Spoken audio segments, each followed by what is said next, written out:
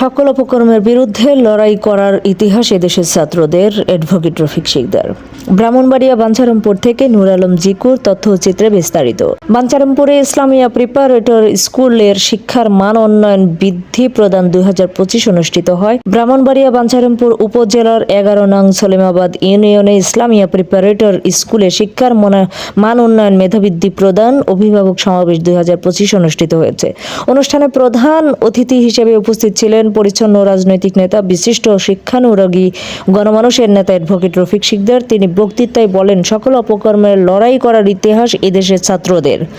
শহীদ রফিক ওসমান হাদির রুহের মাগফিরাত কামনা করেন এবং বেগম খালেদা জিয়ার রোগ মুক্তি কামনা করেন। বিশেষ অতিথি হিসেবে উপস্থিত ছিলেন প্রফেসর ডক্টর AQM শফিউক আজম, সাবেক ডিজি, মাউসী শিক্ষা মন্ত্রণালয়, জনাব মাসুদুর রহমান, পরিচালক, ইসলামিয়া প্রিপারেটরি স্কুল। কোরআন তেলাওয়াত শেষে সংক্ষিপ্ত বক্তব্যের মধ্য দিয়ে পুরস্কার বিতরণ করে অনুষ্ঠানের সমাপ্তি ঘটে।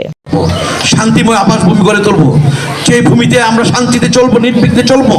ভাই ভাইকে খুন করবে না, ভাইয়ের বোনকে দর্শিত হইতে হবে না, আর আমার কারো আহাজারি কান্নায় বাতাস ভারী হয়ে উঠবে না।